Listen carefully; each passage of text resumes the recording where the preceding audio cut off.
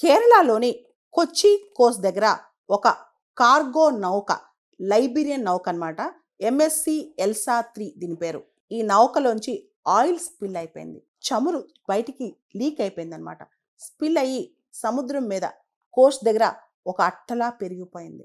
ఈ నౌక కాస్త క్యాప్సైజ్ అయిందంటే కాస్త పక్క కొరిగి బోర్లా పడి మొత్తం ఆయిల్ స్పిల్ అయిందనమాట. ఈ నౌకలో 13 కంటైనర్స్ ఉన్నాయి. దానిలో 12 కంటైనర్స్ కాల్షియం కార్బైడ్ తీసుకొస్తున్నాయి. మిగతాది అందులో ఫ్యూయల్ ఉంది. Thousands and thousands of ton of fuel ఉంది. జనరల్గా పెద్ద పెద్ద నౌకల్లో చమురు ట్రాన్స్పోర్ట్ చేస్తారు, కార్గో నౌకల్లో. సో చాలా ట్యాంక్స్ ఆఫ్ ఫ్యూయల్ ఉంది. దాంతోపాటు కాల్షియం కార్బైడ్ ఉందన్నమాట.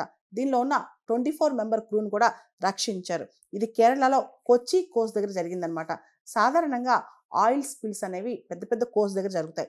2017లో చెన్నై కోస్ట్ దగ్గర కూడా ఇలా ఆయిల్ స్పిల్ అయిందనమాట.